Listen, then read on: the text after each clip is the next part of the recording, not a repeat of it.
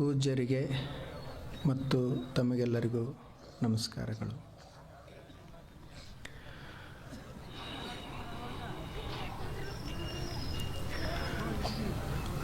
ಅಧ್ಯಾತ್ಮ ನಮ್ಮ ಜೀವನವನ್ನು ಶ್ರೀಮಂತಗೊಳಿಸುವ ಸಾಧನ. ಭೌತಿಕ ಸಂಪತ್ತು ಹೇಗೆ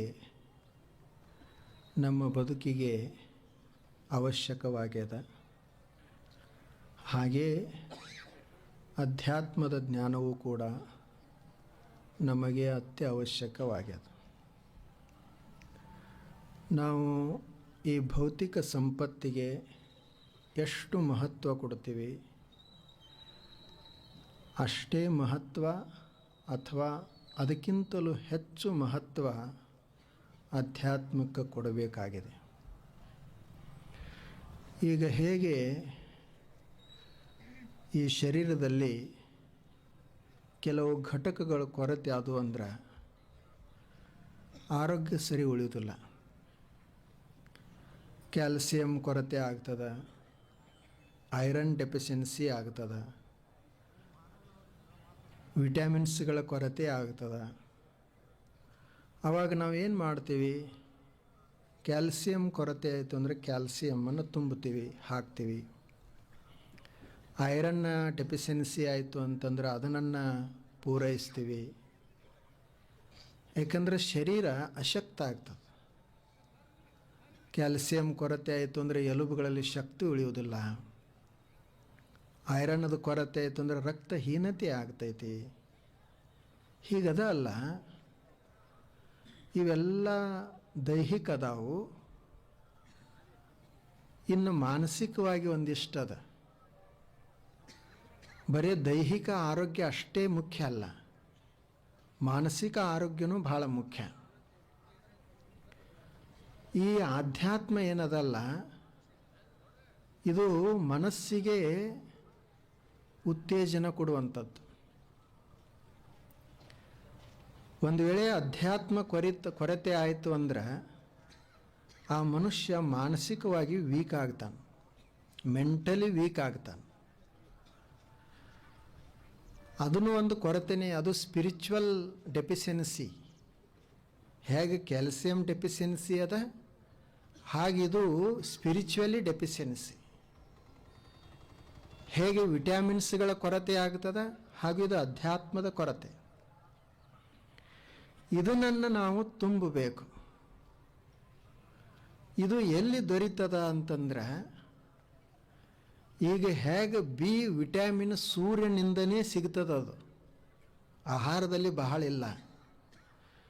ಸೂರ್ಯ ಪ್ರಕಾಶದಿಂದನೇ ಹೆಂಗೆ ಬಿ ವಿಟಮಿನ್ ಸಿಗ್ತದಲ್ಲ, ಹಾಗೆ ಅಧ್ಯಾತ್ಮದ ಸ್ಪಿರಿಚುವಲ್ ಅದು ಒಂದು ಗುಡ್ ಸೋರ್ಸ್ ಅಂದ್ರೆ ಸತ್ಸಂಗ. ನಾವು ಸತ್ಸಂಗವನ್ನು ಮಾಡಿದ್ದೀವಿ ಅಂತಂದ್ರೆ ಅಧ್ಯಾತ್ಮದ ಕೊರತೆಯನ್ನು ನೀಗಿಸಬಹುದು. ಅದು ಕೊರತೆ ಆಯ್ತಂದ್ರೆ ಮಾನಸಿಕವಾಗಿ ಖಿನ್ನನಾಗ್ತಾನೆ ಮನುಷ್ಯ. ಎಲ್ಲ ಇರ್ತದೆ, ಸಮಾಧಾನನೇ ಇರಂಗಿಲ್ಲ. ಮನಸ್ಸಿನಲ್ಲಿ ಏನೋ ಒಂದು ರೀತಿಯ ತಳಮಳ, ಮನಸ್ಸಿನಲ್ಲಿ ಅಸಮಾಧಾನ. ಅದು ಎದರ ಲಕ್ಷಣ ಅಂತಂದ್ರೆ ಆಧ್ಯಾತ್ಮಿಕದ ಕೊರತೆಯ ಲಕ್ಷಣ. ಸಣ್ಣ ಹುಡುಗರಿಗೆ ನೋಡ್ರಿ, ಅವ್ರಿಗೇನೂ ಇರೋದಿಲ್ಲ, ದೈಹಿಕವಾಗಿ ಅಷ್ಟೇನೂ ಇರೋದಿಲ್ಲ, ಆದರೂ ಸಹಿತ ಅವು ಪ್ರಸನ್ನವಾಗಿರ್ತಾವೆ. ಹಾಗೆ ಈ ಅಧ್ಯಾತ್ಮವನ್ನು ನಾವು ಈ ಚಿಂತನೆಯಿಂದ, ಸತ್ಸಂಗದಿಂದ ಅದರ ಪೂರೈಕೆಯನ್ನು ಮಾಡಿಕೊಳ್ಬೇಕು. ಮೊದಲನೇದು, ಇದರಲ್ಲಿ ನಾವು ಈಗ ತಿಳಿದುಕೊಳ್ತೀವಿ. ತಿಳುವಳಿಕೆ ಬಹಳ ಅವಶ್ಯ ಮನುಷ್ಯನಿಗೆ.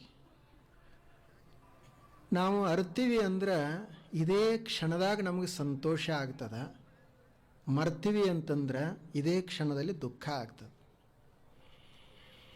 ಈಗ ಒಬ್ಬ ವ್ಯಕ್ತಿ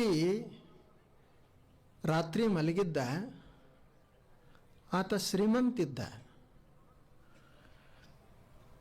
ಆವತ್ತನೇ 1 ಕೋಟಿ ರೂಪಾಯಿ ಹಣ ತಂದು ಒಂದು ಟ್ರೆಜರಿ ಒಳಗೆ ಹಣ ಇಟ್ಟು ಕೀಲಿ ಹಾಕಿಟ್ಟಿದ್ದ. ರಾತ್ರಿ ಮಲಗಿದ್ದ, ಕನಸು ಬಿತ್ತು. ಕನಸಿನಾಗನ ಎಚ್ಚರ ಆಯಿತು, ಬೆಳಕಾಯಿತು. ಕನಸು ಅದು ಇನ್ನೂ ಎದ್ದಿಲ್ಲ, ಅವ ಕನಸಿನಲ್ಲೇ ಬೆಳಕಾಯಿತು. ಎದ್ದ ತಕ್ಷಣ ನೋಡ್ತಿದ್ದ, ಬಾಗಿಲುಗಳು ತೆರೆದಿದ್ದು. ರಾತ್ರಿ ಮಲಗಾಗ ಬಾಗಿಲ ಹಾಕಿದ್ದ, ಈಗ ಬಾಗಿಲುಗಳು ತೆರೆದಿದ್ದು. ಗಾಬರಿ ಆದವ. ಆ ಬಳಿಕ ಟ್ರೆಜರಿ ಕಡೆ ನೋಡ್ತಾನ, ಟ್ರೆಜರಿನೂ ತೆರೆದಿತ್ತು. ಇನ್ನೂ ಚಿಂತೆ. ಆತ ಅವಸರದಿಂದ ಎದ್ದು ಹೋಗಿ ನೋಡ್ತಾನ, ಅವೇನು ₹1,00,00,000 ತಂದಿಟ್ಟಿದ್ದ, ಎಲ್ಲ ಖಾಲಿ. ಟ್ರೆಜರಿ ಖಾಲಿ ಇತ್ತು. ಬಹಳ ದುಃಖ ಆಯಿತು. ಏನು ಮಾಡೋದು, ಚೀರಾಡ್ಬೇಕಂತ ಅನ್ನಿಸ್ತು. ಅಷ್ಟೊತ್ತಿಗೆ ಎಚ್ಚರ ಆಯಿತು. ನೋಡ್ತಾನ, ಕತ್ಲೆದ. ಟೈಮ್ ನೋಡಿದ ರಾತ್ರಿ 12 ಗಂಟೆ ಆಗ್ಯದ. ಎದ್ದು ಲೈಟ್ ಹಚ್ತಾನ, ಬಾಗಿಲು ಮುಚ್ಚಿದ ಇತ್ತು. ಸಮಾಧಾನ ಆಯಿತು. ಆ ಬಳಿಕ ನೋಡ್ದ, ಟ್ರೆಜರಿ ಕೀಲಿ ತೆಗೆದು ನೋಡ್ತಾನ, ಟ್ರೆಜರಿಲಿ ರೊಕ್ಕ ₹1,00,00,000 ಹಂಗೆ ಇದ್ದು. ಏನೂ ಆಗಿರಲಿಲ್ಲ. ಸಮಾಧಾನ ಆಯಿತು. ಒಂದು ಗ್ಲಾಸ್ ನೀರು ಕುಡಿದು ಮತ್ತೆ ಮಲ್ಕೊಂಡ. ಒಂದು ನಿಮಿಷದಲ್ಲಿ ಇದು ಕನಸಿನಲ್ಲಿ ಆತ ಮರೆತಿದ್ದ. ಅವಾಗ ದುಃಖ ಶುರು ಆಯಿತು. ಆನಂತರ ಅರಿತುಕೊಂಡ, ನಂದೆಲ್ಲ ಸಂಪತ್ತು ಇಲ್ಲೇ ಅದ ಅಂತ ಅವನಿಗೆ ಗೊತ್ತಾಯಿತು. ನಿಶ್ಚಿಂತನಾದ. ಹಾಗೆ ನಮ್ಮ ಈ ಜೀವನದಾಗ ಏನದಲ್ಲ, ಈ ಜೀವನದಲ್ಲಿನೂ ನಮಗೆ ನಿರಂತರವಾಗಿ ಕನಸುಗಳು ಇದ್ದೇ ಇರ್ತಾವೆ. ಇಲ್ಲಿ ನಾವು ಮರಿತಾ ಇರ್ತೀವಿ. ಈ ಮರಿವಿನಿಂದನೇ ನಮಗೆ ದುಃಖ ಆಗುವುದು. ಅಧ್ಯಾತ್ಮ ಏನು ಮಾಡ್ತದಂದ್ರೆ ಅದನ್ನು ನಮ್ಮನ್ನು ನೆನಪಿಸಿಕೊಡ್ತದೆ. ನೀ ಏನೂ ಕಳ್ಕೊಂಡೇ ಇಲ್ಲ,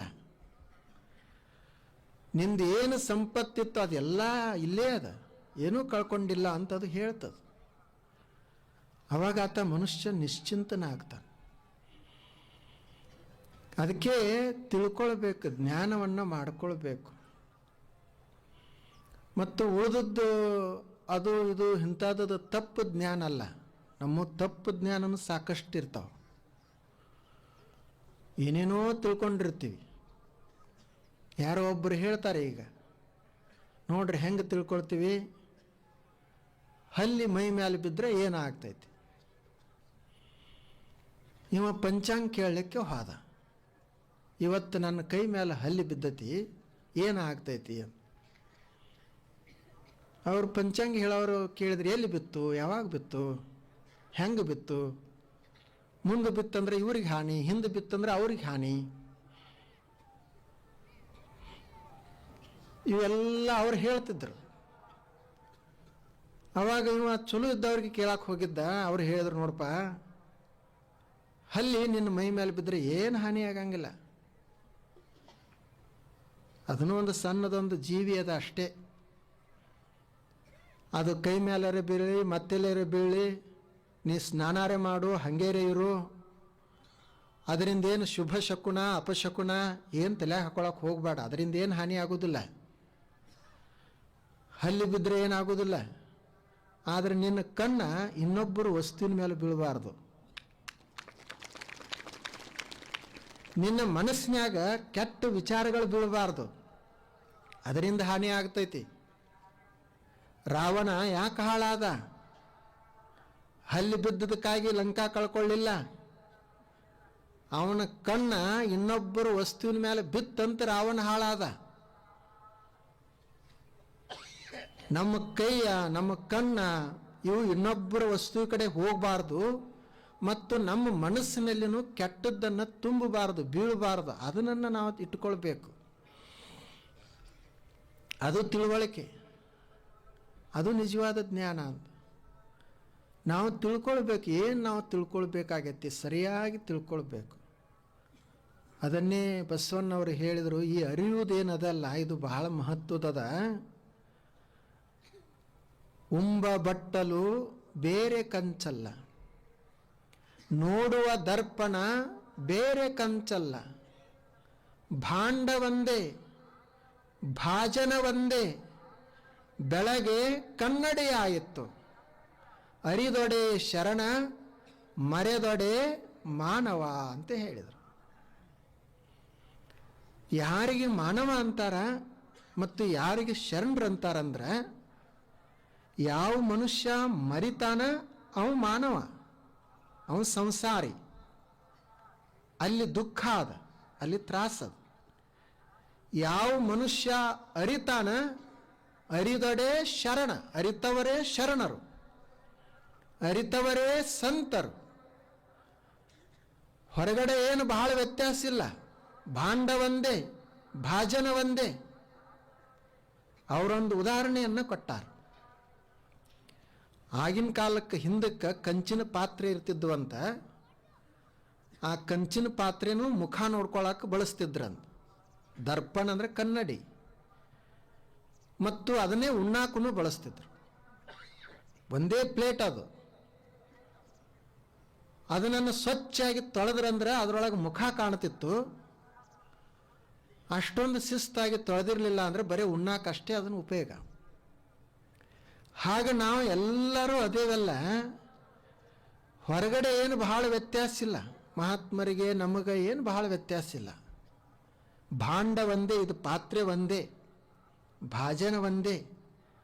ಆದರೆ ಇಷ್ಟೇ, ಅವರು ಅದನ್ನು ಸರಿಯಾಗಿ ತಿಕ್ಕಿ ತೊಳೆದಾರ, ಅದಕ್ಕೆ ಅವರು ಶರಣರಾಗ್ಯಾರ. ನಾವು ಅದರೊಳಗೆ ಎಲ್ಲ ಹೊಲಸು ತುಂಬಿ ಅದನ್ನು ಹೊಲಸು ಮಾಡೇವಿ, ಅದಕ್ಕೆ ನಾವು ಮಾನವರಾಗೇವಿ. ಅರಿದೊಡೆ ಶರಣ, ಮರೆದೊಡೆ ಮಾನವ. ತಿಳುವಳಿಕೆ ಒಂದು ಕ್ಷಣದಾಗ ಸುಖ ಕೊಡ್ತದೆ, ಒಂದು ಕ್ಷಣದಲ್ಲಿ ದುಃಖ. ಒಬ್ಬ ವ್ಯಕ್ತಿ ಹೀಗೆ ಒಂದು ಕಾರ್ಯಕ್ರಮ ಒಳಗೆ ಕುಳಿತಿದ್ದ.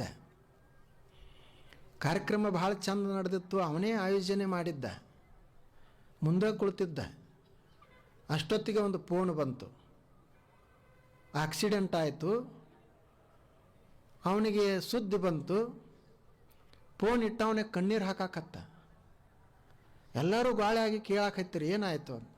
ಅವನ ಮಗನ ಹೆಸರು ಗೋಪಾಲ. ಗೋಪಾಲ ಆಕ್ಸಿಡೆಂಟ್ದಾಗ ಹಾದ ಅಂತ ಸುದ್ದಿ ಬಂದಿತ್ತು. ಇವು ಅಳ್ಲಿಕ್ಕೆ ಶುರು ಮಾಡಿದ. ಬಹಳ ಅವನಿಗೆ ನೋವು ಅನಿಸ್ತು. ಅಷ್ಟೊತ್ತಿಗೆ ಮತ್ತೊಬ್ಬ ಸುದ್ದಿ ತಂದ. ಅವೆಲ್ಲ ಸರಿಯಾಗಿ ಮಾಹಿತಿ ತೊಗೊಂಡು ಬಂದಿದ್ದ.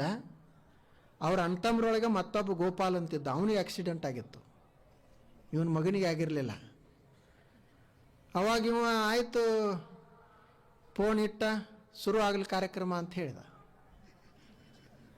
ಮೊದಲೇನು ಭಾಳ ನೋವಿತ್ತಲ್ಲ, ಅದು ಈಗ ಸ್ವಲ್ಪ ಅಷ್ಟು ಕಡಿಮೆ ಆಯ್ತು. ಸ್ವಲ್ಪ ವ್ಯತ್ಯಾಸ, ಏನು ಭಾಳ ಇಲ್ಲ. ಹಾಗೆ ನಾವು ತಿಳ್ಕೊಂಡಿವಿ ಸಮಾಧಾನ, ಮರ್ತೀವಿ ದುಃಖ. ಈಗ ನಾವು ನಮ್ಮ ಮನೆ ನೋಡ್ತೀವಿ, ಅದು ಭಾಳ ಚಲೋ ಐತೆ ಅಂದೀವಿ, ಸಮಾಧಾನ ತಿಳ್ಕೊಂಡ್ವಿ ಸರಿಯಾಗಿ. ಮರ್ತೀವಿ, ಹೆಂಗೋ ಕಾಣ್ತದೆ. ಇದು ಮೊದಲನೇದು, ಇದು ತಿಳುವಳಿಕೆ. ಇನ್ನು ಎರಡನೇದು, ಈ ಪ್ರಪಂಚದಲ್ಲಿ ಏನು ಮಾಡಬೇಕಾಗ್ತೈತಿ ಅಂದ್ರೆ ತಿಳ್ಕೊಳ್ಳೋದು, ಅದ್ರ ಜೋಡಿ ಇನ್ನೊಂದು ಹೊಂದ್ಕೊಳ್ಳೋದು. ನಮ್ಮ ಇಚ್ಛೆ ಅಂತಲೇ ಈ ಜಗತ್ತೆಲ್ಲ ಇರಂಗಿಲ್ಲ, ಇಲ್ಲಿ ಹೊಂದ್ಕೊಳ್ಬೇಕಾಗ್ತದೆ. ನಾವು ಎಷ್ಟೇ ಏನೇ ಮಾಡಿದರೂ ನಮಗೆ ಬೇಕಾದವರು ಇರ್ತಾರೆ, ಬೇಡಾದವರು ಇರ್ತಾರೆ. ನಮ್ಮನ್ನು ಬೈಯುವವರು ಇರ್ತಾರೆ, ಹೊಗಳುವವರು ಇರ್ತಾರೆ. ಎಲ್ಲರೂ ಇರುವವರೇ. ಇವ್ರು ಯಾಕಿರ್ತಾರ? ಹೊಗಳುವವರೇ ಇರಬಾರದು, ಬರೀ ನಮಗೆ ಬೇಕಾದವರೇ ಇರಬೇಕು, ಇದು ಎಂದೂ ಸಾಧ್ಯ ಇಲ್ಲ. ಅದಕ್ಕೆ ಹೊಂದಾಣಿಕೆ ಮಾಡ್ಕೊಳ್ಳೋದು. ಈಗಿದು ತಂಡದ, ಯಾರಿಗೆ ಬೈಯೋದು?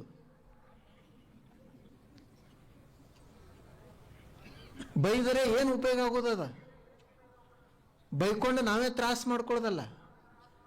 ನಮಗದು ಒಗ್ಗಿತ್ತು ಅಂದ್ರೆ ಹಾಗೆ ಇರೋದು. ನಮಗೆ ಭಾಳ ತ್ರಾಸ ಕೊಡಾಕತ್ತಿತ್ತಂದ್ರೆ ಸ್ವೆಟ್ರ್ ಅದು ಹೊಚ್ಕೊಂಡು ಕೂಡೋದು, ಹಾಕೊಂಡು ಕೂಡೋದು. ಬೈಯೋದಲ್ಲ. ಹಾಗೆ ಸಮಾಜದಲ್ಲಿನೂ ಎಲ್ಲರೂ ನಮಗೆ ಬೇಕಾದವರೇ ಇರ್ತಾರೆ ಏನು. ಮತ್ತು ಎಲ್ಲನೂ ಕೇಳಕ್ಕೆ ಹೋಗ್ಬಾರ್ದು, ಹೆಂಗಾಯ್ತು ಏನಾಯ್ತು, ನಾ ಹೆಂಗದನಿ ಅಂತ ಉಳಿದವ್ರಿಗೆಲ್ಲ ಕೇಳ್ಕೊಂತ ಹೋಗ್ಬಾರ್ದು. ಈಗ ನಮ್ಮದು ಇದು ಪ್ರವಚನ ನಡೆದದ, ನಾವು ಸ್ವಲ್ಪ ಜನ ಕೂಡ್ತೀವಿ. ಕೆಲವರು ಹೊಗಳವ್ರು ಇರ್ತಾರೆ, ಏನಪ್ಪ ತಂಡ್ಯಾಗೂ ಸಹಿತ ಬರ್ತಾರೆ ನೋಡಿ, ಚಲೋ ಅದಾರ ಎಲ್ಲರೂ ಅಂತಾರೆ. ಮನ್ಯಾಗ ಕೆಲಸ ಇರೋದಿಲ್ಲ, ಹೋಗ್ತಾರ ಅಂತ ಅವರು ಇರ್ತಾರೆ.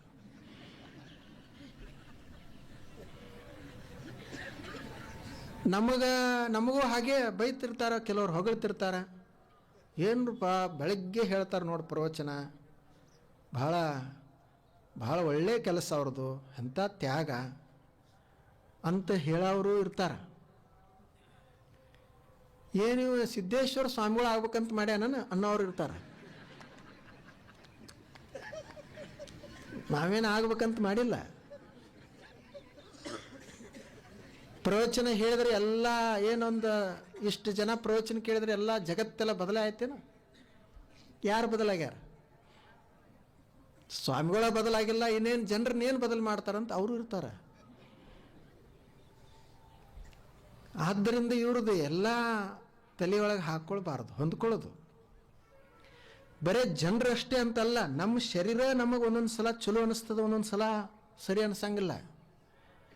ಬೆಳಿಗ್ಗೆ ಭಾಳ ಚಲೋ ಶರೀರ, ಭಾಳ ಭಾರಿ ಆರಾಮ ಇರ್ತದೆ. ಏನರ ಸ್ವಲ್ಪ ವ್ಯತ್ಯಾಸ ಆಯಿತು ಅಂದ್ರೆ ಈ ಶರೀರರೇ ಅದಕ್ಕೆ ನನಗೆ ಸಿಕ್ಕೈತೋ ಏನೋ ಅಂತ ಅನಿಸ್ತು. ಏನು ನೋಡ್ರಿ ಅದು, ಮಕ್ಕಳು ಮನೆಯೊಳಗೆ ಮೊದಲು ಹರಕಿ ಹೊತ್ತು ಮಕ್ಕಳನ್ನ ಪಡಿತಾರೆ. 12 ವರ್ಷ ಹರಕಿ ಹೊತ್ತು ಒಂದು ಗಂಡು ಮಗನನ್ನು ಪಡ್ಕೊಂಡ್ರು. ಭಾಳ ಪ್ರೀತಿಯಿಂದ ಬೆಳೆಸಿದರು. ಎಲ್ಲರಿಗೂ ಹೇಳಿದರು, ದೇವರು ನಮಗೆ ಆಶೀರ್ವಾದ ಮಾಡಿದ. ಏನು ಅವನದು ಎಲ್ಲ ಕಾರ್ಯಕ್ರಮ ನೋಡಬೇಕು, ಪ್ರತಿ ವರ್ಷ ಎಂತಿಂತ ಹುಟ್ಟು ಹಬ್ಬ ಮಾಡೋದು, ಏನೇನೋ ಮಾಡೋದು ಮಗ ಹುಟ್ಟಿದಕ್ಕಾಗಿ. ಅವನು ಬೆಳೆದ ಬೆಳೆದ ಬೆಳೆದ ದೊಡ್ಡವ ಆದ.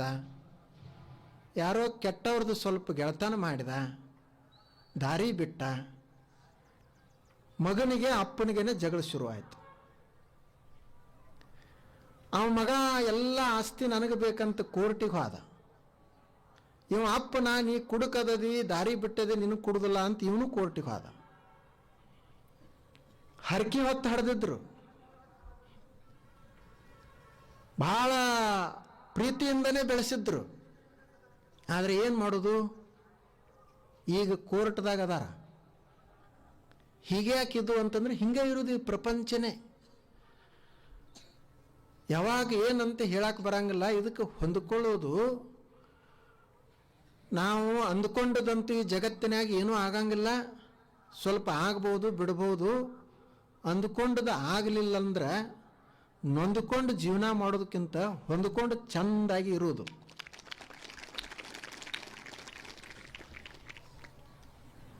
ಒಂದು ಸ್ವಲ್ಪ ಹೊಂದಾಣಿಕೆ ಮಾಡ್ಕೊಳ್ಳೋದು. ಒಬ್ಬ ಯಾತ್ರಿಕಿದ್ದ, ಹೀಗೇ ಊರಿಂದ ಊರು ತಿರುಗಾಡ್ಕೋಂತ ಹೋಗುವವ. ಒಂದು ಊರಿಗೆ ಹೋದ, ಅಲ್ಲಿ ಮಲ್ಕೊಳ್ಬೇಕಂತ ಯೋಚನೆ ಮಾಡಿದ. ಥಂಡಿ ಭಾಳ ಇತ್ತು, ವಿಪರೀತ ಚಳಿ. ಎಲ್ಲಿ ಮಲಗೋನು ಅಂತ ಹೇಳಿ ಏನರೇ ಧರ್ಮಶಾಲಾ ಅದು ಅದಾವ ನೋಡಿದ, ಏನೂ ಇರಲಿಲ್ಲ ಊರಾಗ. ಒಬ್ಬ ಮನೆ ಮುಂದೆ ಮಲಗಿದ್ದ, ಅವನು ಹೊಚ್ಕೊಂಡು ಮಲಗಿದ್ದ, ಕಂಬಳಿ ಪಂಬಳಿ ಹೊಚ್ಕೊಂಡು ಶಿಸ್ತಾಗಿ ಮಲಗಿದ್ದ. ಇವನು ಅಲ್ಲೇ ಹೋದ. ಇವನು ಒಂದು ಕಟ್ಟಿ ಮೇಲೆ ಮಲ್ಕೊಂಡ.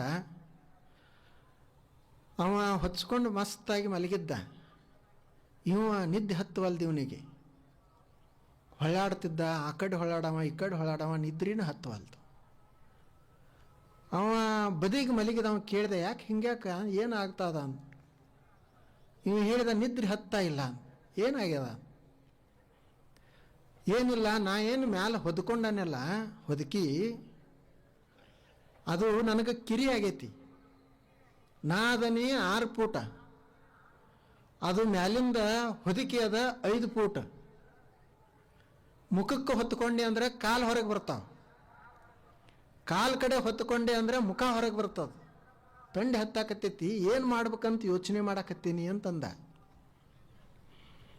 ಅವಾಗ ಅವ ಹಿರಿಯ ಮನುಷ್ಯ ಮಲಗಿದ್ದಲ್ಲ, ಅವ ಹೇಳಿದ, ಈಗ ರಾತ್ರಿ ಆಗೈತಿ, ಹಾಸಿಗೆಯನ್ನು ಉದ್ದು ಮಾಡೋಕ್ಕಾಗೋದಿಲ್ಲ ಈಗ. ಮತ್ತು ಹಾಸಿಗೆ ನಿನಗೆ ಸಿಗುವುದೂ ಇಲ್ಲ. ಮತ್ತೊಂದು ಮಲ್ಕೊಳ್ಳೂ ಬೇಕಾಗೈತಿ, ನೀನು ನಿದ್ರೆನೂ ಮಾಡಬೇಕು. ಅದಕ್ಕೆ ಈಗ ಯೋಚನೆ ಭಾಳ ಮಾಡಬೇಡ, ನಾವೊಂದು ಚಲೋ ಉಪಾಯ ಹೇಳ್ತೀನಿ, ಅದನ್ನು ಮಾಡು. ಏನು ಅಂದಿವ, ನೋಡು, ನಿಂದು ಹೊದಿಕೆ 5 ಫೂಟ್ ಅದ, ನೀರೇ 6 ಫೂಟ್ ಐತಿ ಅದದಿ, ಅದು ನಿನಗೆ ಕಿರಿ ಆಗ್ತದ. ಅದಕ್ಕೆ ಏನು ಮಾಡು ಅಂದ್ರೆ 1 ಫೂಟ್ ಕಾಲು ಮಡಿಸ್ಕೊಂಡು ಮಲ್ಕೊಂಡ್ಬಿಡು.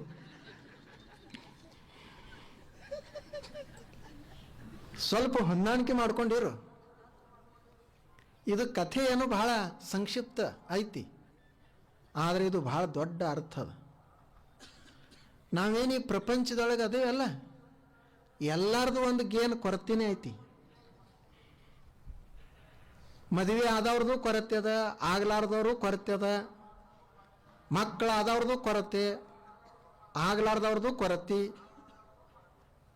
ಮನೆ ಕಟ್ಟ್ಯಾರ ಅವ್ರದ್ದು ಕೊರತೆ ಐತಿ, ಎಲ್ಲರದು ಕೊರತೆನೆ.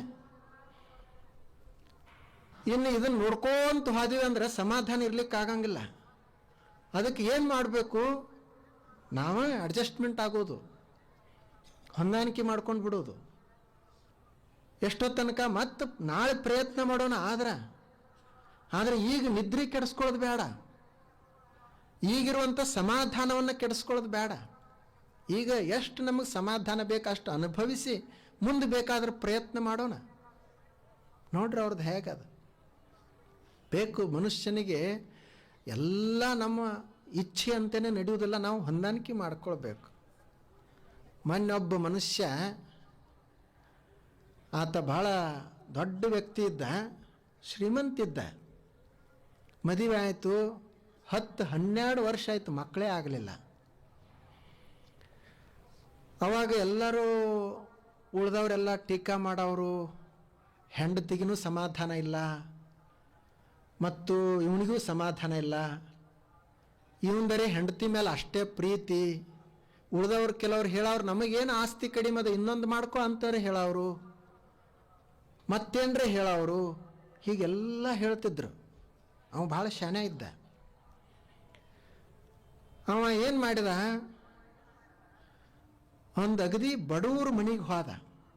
ಅವ್ರಿಗೆಲ್ಲ ಹೇಳಿ ಮಾಡಿ ಅದು ಎಲ್ಲ ಸರ್ಕಾರದ ಒಪ್ಪಿಗೆ ತೊಗೊಂಡು ಒಂದು ಬಡವ್ರ ಮನೆದ ಸಣ್ಣ ಒಂದು ಮಗು ತೊಗೊಂಡು ಬಂದು ಮನೆಗೆ ಬಂದು ಹೆಂಡತಿಗೆ ಹೇಳಿದ,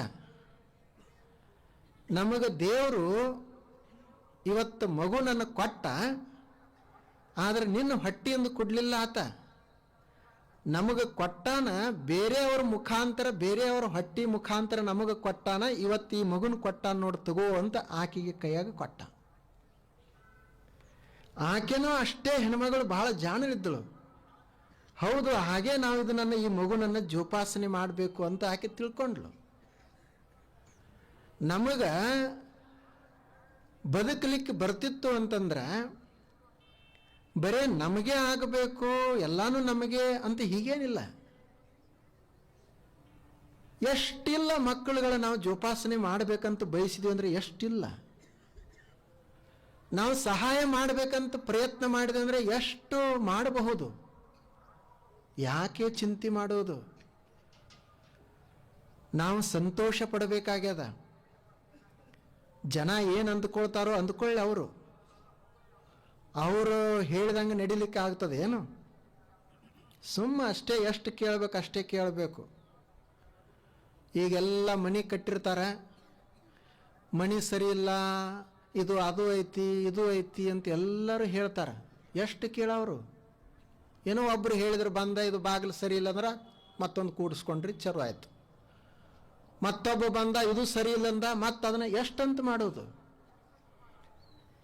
ಹಂಗೆ ಈ ಶರೀರದ ಹೇಳ್ತಾರೆ, ನಿನ್ನ ಕೈ ಸರಿ ಇಲ್ಲ, ನಿನ್ನ ಕಾಲು ಸರಿ ಇಲ್ಲ, ನಿನ್ನ ಕಣ್ಣು ಸರಿ ಇಲ್ಲ ಅಂದ್ರೆ ನಿನ್ನ ಕಣ್ಣೇನು ಬೇರೆ ಹಚ್ಕೊಳ್ತದ? ಕೈ ನಮಗೆ ಎಂಥವು ಕೊಟ್ಟನ ಅಂಥದ್ದೇ ಕೈ, ಮೈ ಬಣ್ಣ ಎಂಥದದ ಅಂಥದ್ದೇ ಇಟ್ಕೊಳ್ಬೇಕು. ಎಷ್ಟು ನಮ್ಮದು ಶರೀರ ಎತ್ತರದ ಗಿಡ್ಡದ, ಎಷ್ಟು ಆಕಾರ ಎಷ್ಟದ ಅಷ್ಟೇ ಇಟ್ಕೊಳ್ಬೇಕು. ಇದನ್ನೆಲ್ಲ ಮಾಡಲಿಕ್ಕೆ ಆಗಂಗಿಲ್ಲ. ನಾವು ಹೊಂದಿಕೊಳ್ಳೋದು. ಇನ್ನೊಂದದಲ್ಲ, ಇದನ್ನು ಸಹಿಸಿಕೊಳ್ಳೋದು. ಹೆಂಗೆ ಸಹಿಸಿಕೊಳ್ಳೋದು ಅಂದ್ರೆ ಆನಂದದಿಂದ ಸಹಿಸಿಕೊಳ್ಳೋದು. ಈ ಜೀವನದಲ್ಲಿ ಭಾಳ ಸೀರಿಯಸ್ ಆಗಬಾರ್ದು, ಗಂಭೀರ ಭಾಳ ಆಗಬಾರ್ದು. ಒಬ್ಬ ಹೇಳಿದ, ನೋಡು ಭಾಳ ಸೀರಿಯಸ್ ಆಗಬೇಡ ಅಂತಂದು. ಯಾಕಂದ ಸೀರಿಯಸ್ ಆದವ್ರನ್ನ ಆಸ್ಪತ್ರೆಗೆ ಅಡ್ಮಿಟ್ ಮಾಡ್ತಾರಂತ. ಆಸ್ಪತ್ರೆಗೆ ಅಡ್ಮಿಟ್ ಯಾರನ್ನ ಮಾಡ್ತಾರೆ? ಸೀರಿಯಸ್ ಆದವ್ರನ್ನ ಮಾಡ್ತಾರೆ. ನಾವೆಲ್ಲರೂ ಏನಂತೀವಿ? ಪ್ಲೀಸ್ ಸೀರಿಯಸ್, ನೀನು ಭಾಳ ಗಂಭೀರ ಇರಬೇಕು, ಇದು ಭಾಳ ಮಹತ್ವದ ವಿಷಯ ಅಂತೀವಿ. ಅವ ಗಾಬರಿ ಆಗ್ತಾನೆ. ನಾವು ಹೇಳಬೇಕು, ಪ್ಲೀಸ್ ಟೇಕ್ ಈಸಿ, ಇಲ್ಲಿ ಯಾವುದೂ ಕಠಿಣ ಇಲ್ಲ, ನಾವು ಸುಲಭವಾಗಿ ತೆಗೆದುಕೊಳ್ಬೇಕು, ಸೀರಿಯಸ್ ಆಗುವುದಲ್ಲ.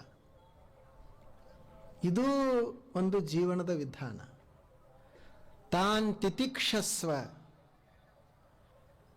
ಮಾತ್ರ ಸ್ಪರ್ಶಾಸ್ತು ಕೌಂತೇಯ ಶೀತೋಷ್ಣ ಸುಖ ದುಃಖದಾಹ ಆಗಮ ಅಪಾಯಿನಃ ತಾನ್ ತಿತಿಕ್ಷಸ್ವ. ಇವೆಲ್ಲ ಸುಖ ದುಃಖ, ಲಾಭ ಹಾನಿ, ಮಾನ ಅಪಮಾನ ಎಲ್ಲವೂ ಬರ್ತಾವ ಮತ್ತು ಎಲ್ಲವೂ ತಾನೇ ಹೋಗ್ತಾವ. ನಾವು ಸಮಾಧಾನದಿಂದ ತಿತಿಕ್ಷಸ್ವ ತಡೆದುಕೊಂಡಿರಬೇಕು. ನಮ್ಮದು ಬಹಳ ವೇಗದ. ನೋಡ್ರಿ, ಮನುಷ್ಯ ಏನು ಯೋಚನೆ ಮಾಡ್ತಾನೆ, ನಾನು ಹೆಚ್ಚು ವರ್ಷರ ಬದುಕಬೇಕಂತಾನ, ಆದರೆ ಎಲ್ಲ ಬೇಗ ಬೇಗ ಆಗಲಿ ಅಂತಾನೆ.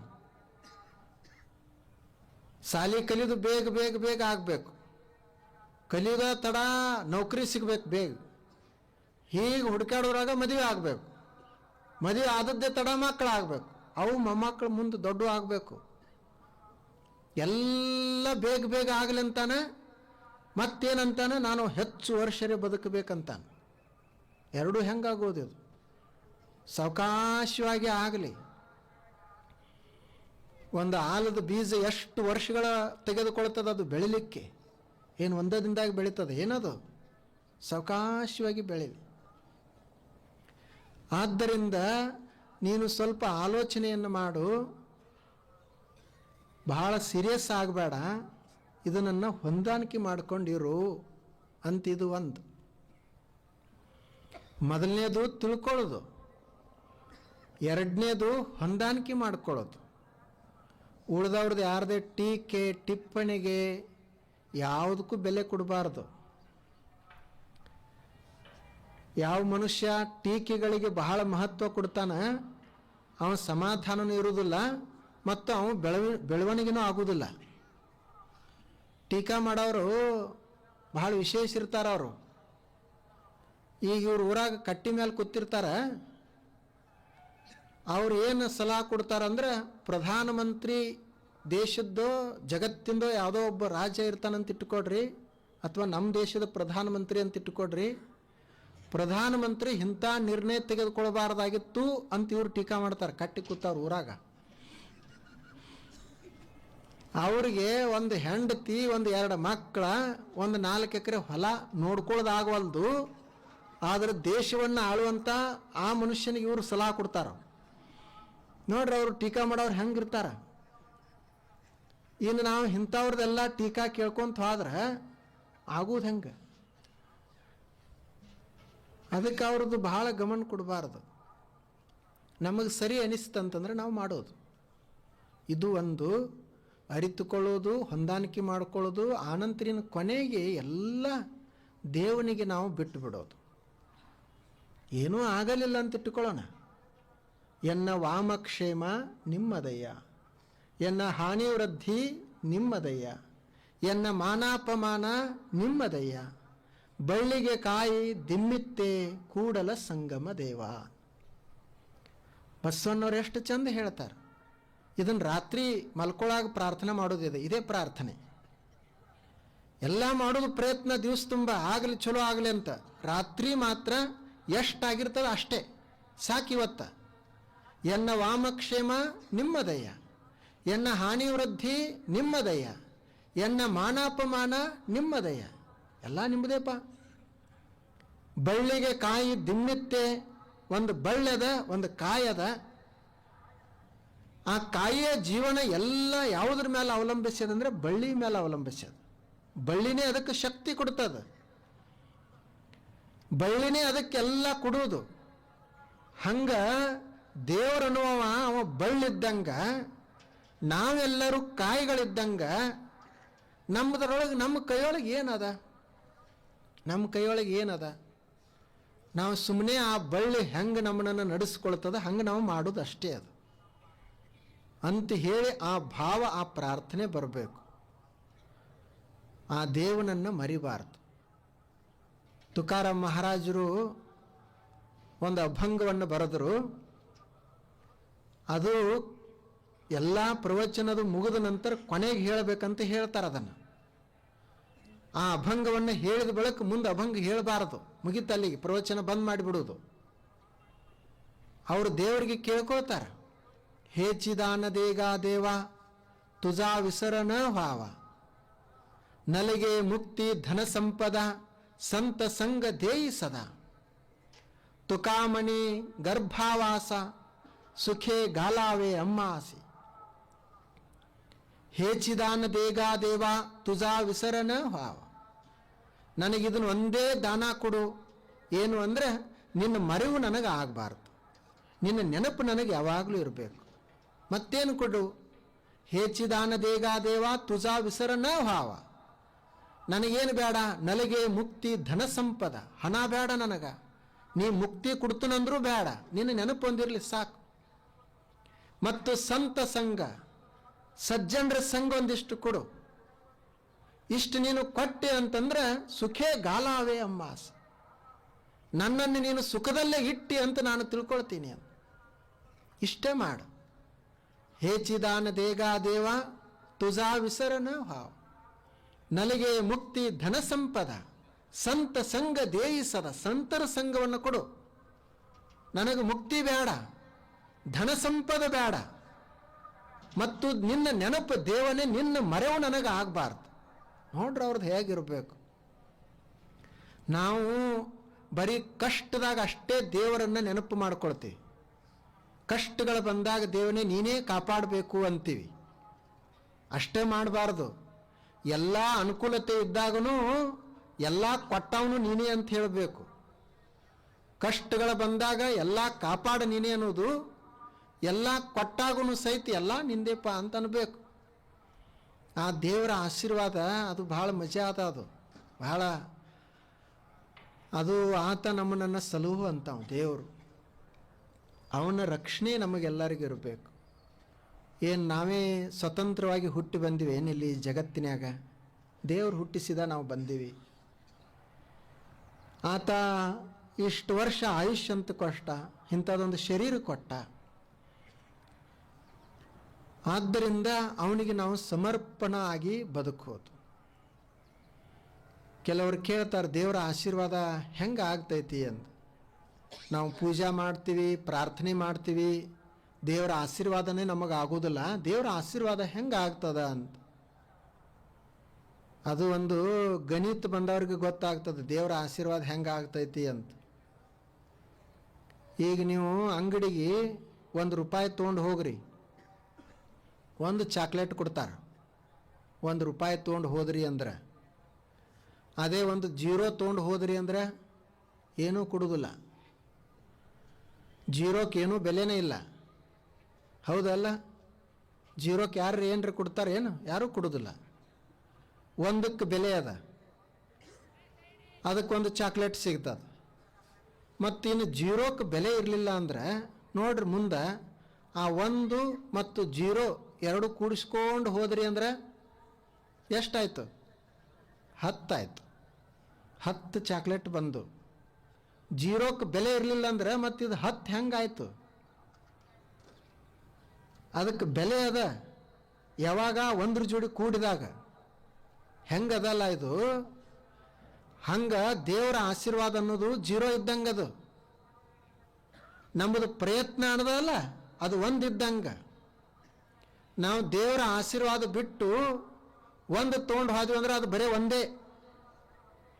ನಾವು 1 ಪಟ್ಟು ಪ್ರಯತ್ನ ಮಾಡಿ ದೇವರ ಆಶೀರ್ವಾದ ತೆಗೆದುಕೊಂಡಿವಿ ಅಂತಂದ್ರೆ ಆ 1 10 ಪಟ್ಟು ಆಗ್ತೈತಿ. ದೇವರ ಆಶೀರ್ವಾದಕ್ಕೆ ಬೆಲೆನೇ ಇಲ್ಲ ಅಂದ್ರೆ 0ಕ್ಕೆ ಬೆಲೆ ಇಲ್ಲ ಅಂತ ಹೇಳಿದಂಗೆ ಆಗ್ತದ. ಗುರುಗಳ ಆಶೀರ್ವಾದಕ್ಕೆ ಬೆಲೆನೇ ಇಲ್ಲ ಅಂತಂದ್ರೆ 0ಕ್ಕೆ ಬೆಲೆ ಇಲ್ಲ ಅಂತ ಹೇಳಿದಂಗೆ ಆಗ್ತದೆ. ಬೆಲೆ ಅದ ಅದಕ್ಕೆ. ಆದರೆ ನಾವು 1 ಪಟ್ಟು ಪ್ರಯತ್ನ ಮಾಡಬೇಕು, ಅದು 10 ಪಟ್ಟು ಆಗ್ತದೆ. ನಾವು 2 ಪಟ್ಟು ಪ್ರಯತ್ನ ಮಾಡಿದಂದ್ರೆ 20 ಪಟ್ಟು ಆಗ್ತದೆ. ನಾವು ಏನೂ ಪ್ರಯತ್ನನೇ ಮಾಡಲಾರ್ದ ಬರೇ ನಮಗೆ ಆಶೀರ್ವಾದ ಆಗಲಿ ಅಂದ್ರೆ ದೊಡ್ಡದೊಂದು 0 ಸಿಗ್ತದೆ. 1 ಬಿಟ್ಟು ಬರೀ 0 ತೊಗೊಂಡು ಹೋಗೋದು ಅಂತ ಅಂದಂಗೆ ಆಗ್ತದೆ. ದೇವರು ಯಾರಿಗೆ ಆತ ಆಶೀರ್ವಾದ ಮಾಡಬೇಕು ಅವ್ರಿಗೆ ನಿಶ್ಚಿತವಾಗ್ಲೂ ಆಶೀರ್ವಾದ ಮಾಡ್ತಾನೆ. ಬಸವಣ್ಣವರು ಯಾಕೆ ಅಷ್ಟು ದೇವರಿಗೆ ಪ್ರಾರ್ಥನೆ ಮಾಡಿಕೊಂಡ್ರು, ಅವ್ರು ಏನೂ ಸಿಗ್ತಿರ್ಲಿಲ್ಲ ಅಂದ್ರೆ? ಯಾಕೆ ಅಷ್ಟು ತುಕಾರಾಮ್ ಮಹಾರಾಜರು ಎಲ್ಲ ಸಂತರು ಅಷ್ಟು ಪ್ರಾರ್ಥನೆ ಯಾಕೆ ಮಾಡಿದರು? ಏನೂ ಅದರದ್ದು ಸಂಬಂಧನೇ ಇರಲಿಲ್ಲ ಅಂದ್ರೆ ಅದರದ್ದು ಆಶೀರ್ವಾದ ಸಿಗ್ತದ. ನಾವು ಪ್ರಯತ್ನ ಮಾಡಬೇಕು. ಇಷ್ಟು ಇವತ್ತು 3 ನೀವು ನಾಳಿನ ತನಕ ಸ್ವಲ್ಪ ಯೋಚನೆ ಮಾಡ್ಕೊಂತ ಬರ್ರಿ. ಮೊದಲನೇದು ನಾವು ತಿಳ್ಕೊಳ್ಳಿಕ್ಕೆ ಪ್ರಯತ್ನ ಮಾಡೋಣ. ಎರಡನೇದು ಈ ಪ್ರಪಂಚದಲ್ಲಿ ಇರೋ ತನಕ ಹೊಂದಾಣಿಕೆ ಮಾಡ್ಕೊಳ್ಳೋಣ. ಎಲ್ಲನೂ ನಮಗೆ ಅನುಕೂಲನೇ ಇರ್ತದಂತಿಲ್ಲ. ಆ ಬಳಿಕ 3ನೇದು ಅಷ್ಟು ಮಾಡಿನೂ ನಮಗಿನ್ನೂ ಒಂದಿಷ್ಟು ತೊಂದರೆಗಳು ಬರ್ತಿದ್ವು ಅಂದ್ರೆ ಎಲ್ಲವನ್ನ ದೇವ್ರ ಮೇಲೆ ಹಾಕೋಣ. ಅಂದರೆ ದೇವರೇ ಮತ್ತು ಕೆಟ್ಟ ಕೆಲಸ ಮಾಡೋದು ಎಲ್ಲ ನೀನೇ ನೋಡಪ್ಪ ಅಂತ ಹೇಳೋದು ಹಿಂಗಲ್ಲ. ಚಲೋ ಕೆಲಸ ಮಾಡಿ, ಒಳ್ಳೆಯ ಕೆಲಸ ಮಾಡಿ, ಅದು ದೇವ್ರ ಮೇಲೆ ಹಾಕೋದು. ಇಷ್ಟು ಅರಿತುಕೊಳ್ಳುವುದು, ಹೊಂದಿಕೊಳ್ಳುವುದು ಮತ್ತು ದೇವನನ್ನು ಒಲಿಸಿಕೊಳ್ಳುವುದು. ಆವಾಗ ನಮ್ಮ ಜೀವನ ಸಮೃದ್ಧ ಆಗ್ತೈತಿ ಅಂತ. ಇಷ್ಟು ಇವತ್ತು ನೀವು ಎಲ್ಲರೂ ಬಹಳ ಶಿಸ್ತಾಗಿ ಕುಳ್ತಾರೆ. ಇವತ್ತು ಅದು ಕೂಡೋದು ಬಹಳ ಅವಶ್ಯಕತೆ ಅದ. ಸಾಲಾಗಿ ಕೂಡಬೇಕು ಮತ್ತು ಸ್ವಲ್ಪ ಸಮಯ ಸರಿಯಾದ ಸಮಯಕ್ಕೆ ಬರಬೇಕು. ಅದು ಮೊಬೈಲ್ದಾಗೋದು ಕೇಳಕ್ರಂತ, ಆ ಬಳಿಕ ಕೇಳಕ್ರಂತ. ಕೆಲವರು ಮೊಬೈಲ್ದಾಗ ನಾವೆಲ್ಲ ಕೇಳ್ತೀವಲ್ರಿ ಅಂತಾರವ್ರು. ಆದರೆ ಇಲ್ಲಿ ಏನು ಹೊರಗೆ ಕೂತು ಕೇಳೋದಿರ್ತದಲ್ಲ, ಹಿಂಗೆ ಮೊಬೈಲ್ದಾಗ ಆಗೋದಿಲ್ಲ. ಈಗ ನೋಡ್ರಿ, ಅದು ಮೊಬೈಲ್ದಕ್ಕೆ ಹೊರಗೆ ಕೂತು ಕೇಳೋದಕ್ಕೆ ಹೆಂಗೆ ವ್ಯತ್ಯಾಸ ಆಗ್ತದೆ. ನೀವು ಮೊಬೈಲ್ ಹಿಂಗೆ ಕಿಶ್ಯಾಗ ಹಾಕ್ಕೊಂಡು ಪ್ರವಚನ ಹತ್ಕೊಂಡು ಕೇಳ್ಕೊಂತ ಹೋಗ್ತೀರಿ. ಹಂಗೆ ಗುರುಗಳನ್ನ ಕಿಶ್ಯಾಗ ಹಾಕ್ಕೊಂಡು ಕೇಳ್ಕೊಂತ ಹೋಗಕ್ಕೆ ಬರ್ತತೇನು? ಹೀಗೆ ಅಲ್ಲಿ ಇಟ್ಟಿರ್ತಾರೆ, ಮನ್ಯಾಗ ಅಡುಗೆ ಮಾಡ್ತಿರ್ತಾರೆ ಇವರು. ಅದೆಲ್ಲ ಬರ್ಷನ್ ಕಟ್ಟಿ ಅದು ಇರ್ತದೆ, ಕಿಟಕಿಯಾಗ ಮೊಬೈಲ್ ಇಟ್ಟಿರ್ತಾರೆ. ಕಿಟಕಿಯಾಗ ಮೊಬೈಲ್ ಇಟ್ಟು ಇವ್ರು ಪ್ರವಚನ ಕೇಳ್ತಿರ್ತಾರೆ. ಹಂಗೆ ಎಲ್ಲರೇ ಕಿಟಕಿಯಾಗ ಒಬ್ಬ ಗುರುಗಳನ್ನ ಕೂಡಿಸಿ ಪ್ರವಚನ ಕೇಳಕ್ಕೆ ಬರ್ತದ? ಅದು ಎದಕ್ಕೆ ಮಾಡ್ಯಾರ ಮೊಬೈಲ್ದಾಗ? ಇಲ್ಲಿ ಏನೋ ಬಹಳ ನಮಗೆ ಬರಲಿಕ್ಕೆ ಅನಿವಾರ್ಯನೇ ಇತ್ತು, ಸಾಧ್ಯನೇ ಇರಲಿಲ್ಲ ಅಂತಂದ್ರೆ ಅಂಥವ್ರಿಗೆ ಅಲ್ಲಿ ಕೇಳಕ್ಕೆ ಇಟ್ಟಾರ. ಅದರದ್ದು ಅಷ್ಟು ಪರಿಣಾಮ ಆಗಂಗಿಲ್ಲ. ಅದಕ್ಕೆ ಇಲ್ಲಿ ನೇರವಾಗಿ ನಡಿಬೇಕು ಅಂತ. ನೀವೆಲ್ಲರೂ ಇಲ್ಲಿ ಮುಂದೆ ಕೂತು ಸರಿಯಾಗಿ ಸಾಲಾಗಿ ಕೂತು ಕೇಳಬೇಕು. ಮತ್ತು ನೀವು ಮೊಬೈಲ್ದಾಗ ಕೇಳ್ತೀರಿ ಅಂದ್ರೆ ನಾಯರಾಕಿ ಇಲ್ಲಿ ನಾ ಮಠದಾಗ ಕೂತು ಹೇಳ್ತು, ನೀವು ಇಲ್ಲಿ ಕೂತು ಕೇಳ್ಕೊ. ನೀವು ನಿಮ್ಮ ಮನ್ಯಾಗ ಕೂತು ಕೇಳೋದು, ನಾವು ಮಠದಾಗ ಕೂತು ಹೇಳ್ತೀವಿ. ಮತ್ತು ಸಾಲಾಗಿ ಕೂತೀವಿ ಅಂತಂದ್ರೆ ಒಂದು ಶಿಸ್ತಿರ್ತದೆ. ಯಾರ ಕಡೆನೂ ಹೇಳಿಸ್ಕೊಳ್ಬಾರ್ದು. ಆ ಬಳಿಕ ಸರಿಯಾದ ಸಮಯಕ್ಕೆ ಸ್ವಲ್ಪ ಹೊಂದಾಣಿಕೆ ಮಾಡೋದು. ಯಾಕಂದರೆ ಈಗ ಎಲ್ಲರಿಗೆ ಟೈಮ್ ಕಡ್ಡಾಯ ಇರ್ತದಲ್ಲ.